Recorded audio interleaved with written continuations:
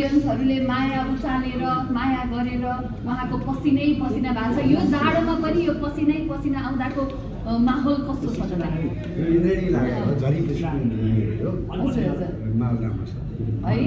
है यस्तो जाडो छ मान्छेलाई होइन, तपाईँलाई पसिना आइरहेछ, यो के हो त खास कुरो?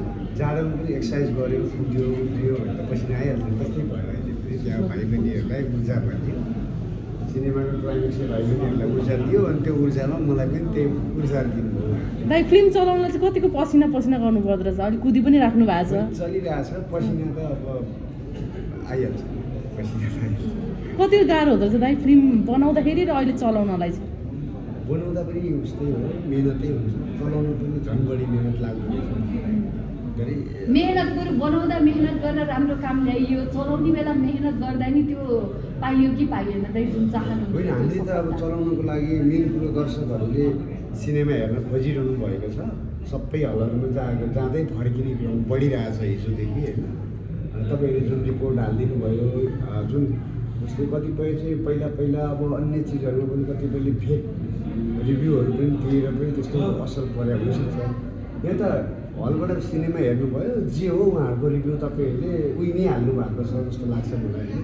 म अनुरोध पनि गर्छु, जे हो त्यही हालिदिनुहोस् होइन। राम्रो लाग्यो राम्रो भनेको हाल्नुहोस्, नराम्रो लाग्यो नराम्रो भनेको हाल्नुहोस्। तर त्यो हालेर उहाँको रिभ्यू अनुसार कस्तो रहेछ त सिनेमा भनेर हलमा हेर्नु जाँदाखेरि पनि हलमा सिनेमा नपाएर फर्किरहनु भएको छ। त्यो चाहिँ अलिक दुःख लागेको छ। अब कलेजका विद्यार्थीदेखि लिएर 80 वर्षको आमाले शुद्ध फिल्म हेरेर राम्रो प्रतिक्रिया दिनुहुन्छ दाइ, त्यसले चाहिँ तपाईँलाई कतिको खुसी मिलाएको छ कि छैन? खुसी, अब खुसी नै यही हो नि, आफूले गरेको काम अहिलेसम्म रिभ्यू लिँदा साथीभाइहरू आफूभन्दा अग्रज दिग्गजहरूबाट पनि उहाँहरूले हेरेर प्रतिक्रिया दिँदाखेरि अत्यन्तै सुन्दर अत्यन्तै राम्रो सिनेमा बन्नु भएको रहेछ। जुन हामीले बिलिभै गरेका थियौँ, ट्रेलर हेरेर बिलिभै लागेको थियो यसले अर्को फिल्म बन्छ भन्ने खालको प्रतिक्रियाहरू दिइरहनु भएको छ। त्यसमा चाहिँ एकदमै खुसी लागेको छ। हाम्रो प्रियाना चाहिँ मुन्नीजीलाई चाहिँ कस्तो प्रतिक्रियाहरू बटुलिराख्नु भएको छ? आज तेस्रो दिन कस्तो लागिरहेछ माहौल? चिसो छ मौसम, तर हाम्रो माहौल चाहिँ तातिँदै गएको छ। अनि यस्तो भनौँ न, अब हल भिजिट किन भन्ने एउटा क्वेसनहरू पनि नर्मली आइरहेको छ। यस्तो छ कि लाइक त्यो ऊर्जा भन्नुभयो त्यो दाइ, त्यो ऊर्जा हामीलाई भनौँ न एउटा as a actor as a maker चाहिँ ओके दर्शकले एप्रिसिएट गरेछ है भन्ने एक हिसाबको एक्सपिरियन्स गर्न पाउने रहेछ। अब हामीले एक्जाम त पौष 4 गते दिएको हो, अब रिजल्ट यस्तो राम्रो आउला भन्ने एक्सपेक्ट पनि धेरै गराएको थिएन। अनि धेरै मान्छेले त फिल्म यस्तो राम्रो रहेछ, ट्रेलर त त्यति साह्रो राम्रो थिएन नि भन्ने सबै मैले धेरै कुराहरू सुनेको छु। त्यो हाम्रो लागि एकदमै खुसीको विषय हो। अनि जहाँ जहाँ हामी पुगेका छौँ, जसले फिल्म हेर्नु भएको छ उहाँलाई एकदमै मन पराएको छ। अनि हजुर भनिहाल्नुभयो 80 वर्षको वृद्ध आमादेखि लिएर हाम्रो जेनजी भाइ बहिनी +2 पढिरहेको सबैजना आउनु भएको छ, सबैले रिलेट गर्नुभएको छ कि त्यो हिसाबले चाहिँ हालैको कथा समेटेको त्यो जेएनजीहरूको ऊर्जा अहिले झन् त्यो उनीहरूले फिल गरेको त्यो प्रोटेस्ट पछिका कुराहरू सबै एक किसिमले मिठो समावेश भएको छ। जतिले हेर्नु भएको छ उहाँहरू एकदमै ह्याप्पी हुनुहुन्छ। अनि हामी त एज अ कलाकार त्योभन्दा ठुलो गिफ्ट त हाम्रो लागि के हुन सक्छ त? त्यही भएर एकदम भेरी ह्याप्पी। मेरो एउटा क्वेसन छ, अझ भन्नुभयो जब पनि जनाले हेर्नु भएको छ एकदम तारिफ गर्नु भएको छ।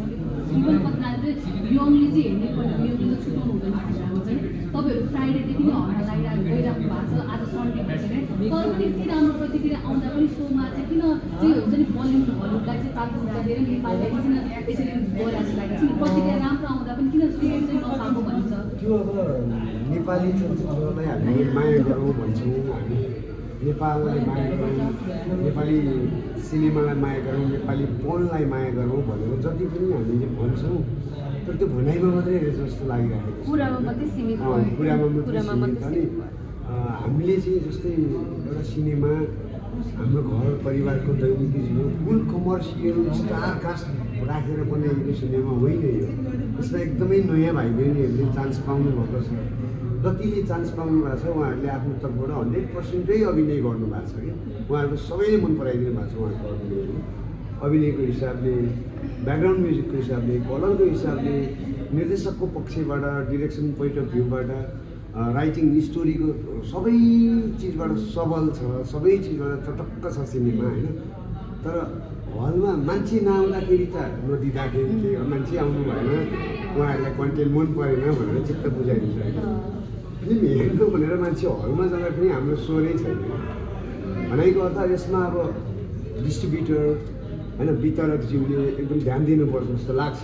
वितरकज्यूलाई फिल्म लाग्नुभन्दा अघिल्लो दिन देखाएको थियो, त्यसपछि उहाँको मैले अनुहार पनि देखाएको छ। र जुन वितरण गर्ने हलहरूमा सो मार्फत दिने हल मालिकज्यूहरू हुन्छ उहाँहरूले पनि विचार गरिदिनु होला, यो नेपाली सिनेमा हो। यसै गरी नेपाली सिनेमालाई तपाईँहरूले यस्तै प्रवृत्ति यस्तै व्यवहार देखाउने हो भने नेपालमा चाहिँ व्यवसाय गर्नलाई सेक्टर कतिको हुन्छ भन्ने कुरा पनि ख्याल गर्नु होला। यसको मतलब होइन, मैले सोधेँ हजुरलाई भन्नु पनि स्टार कास्ट छैन होइन, तपाईँको डेब्यू हो, हलवालाले तपाईँलाई नपत्याएको कि तपाईँको फिल्ममा भएको स्टार कास्टलाई नपत्याएको हो कि फिल्मलाई नै नपत्याएको? उहाँहरूलाई पैसाको मतलबै रहन्छ भन्छु म त। किनभने मान्छे आएको छ सित्तैमा सो देखाउने होइन, पैसा तिरेर हेर्ने हो। टिकट काट्न खोज्दा हलमा सो छैन भनेपछि पैसाले पुगेपछि किन राख्ने सो भन्ने पनि होला। के हो म जान्दिनँ, के को यो पोलिटिक्स हो म त्यो पनि जान्दिनँ होइन। तर हेप्नुको पनि सीमा हुन्छ। त्यहाँबाट एउटा मात्रै नेपाली सिनेमा लागेको हो हाम्रो, त्यसमा पनि तपाईँको एटलिस्ट हलले म्यानेज गरिदिने हो भने बिहान दिउँसो बेलुका 3टा सो चाहिँ दिनुपर्ने थियो हामीलाई होइन। र यदि हाम्रोमा मान्छे नआएको, सिनेमाप्रति आकर्षण नभएको, पब्लिक रिभ्यू ब्याड आएको थियो भनेदेखि एउटै सो नराख्दा पनि वा फिल्मै राम्रो भएन, मान्छेले पत्याउनु भएन भन्ने चाहिँ चित्त बुझाइन्थ्यो। र सबै थोकबाट राम्रो हुँदाहुँदै पनि हामीले यो मार खेपिरहनु भएको छ। यस्तो मार नेपाली चलचित्रमा सधैँ आइरहन्छ। अहिले म परेँ होइन, म त डेब्यू होइन, आजभन्दा 17 वर्ष अगाडि डेब्यू गरेको छु मैले होइन। म डेब्यू भनेर भन्न चाहन्छु। अहिले यो मारमा म परेँ, हाम्रो टिम पऱ्यो, भोलि फेरि अरू नेपाली सिनेमा मेकरहरू जो पनि पर्छ क्या यो चिजको दिगो समाधान चाहिँ हुनुपर्छ। दाइ तपाईँले यो कुरा पटक पटक बोलिराख्नु भएको छ होइन, मेकरहरूबाट नेपाली कलाकारहरूबाट कतिको साथ पाउनु भएको छ यही विषयमा चाहिँ तपाईँको बोली छैन? उहाँहरूलाई त रमाइलो होला नि, किनभने यो चिजमा साथ दिने, यो चिजमा ऐक्यबद्धता जनाउने यदि थियो भनेदेखि त कल आउँथ्यो, फोन आउँथ्यो, सपोर्ट हुन्थ्यो। र नेपाली सिने इन्डस्ट्रिजमा चाहिँ सिनेमाको क्षेत्रमा भर्खर प्रवेश गर्दैछु, त्यति कोअपरेटिभ चाहिँ देखियो।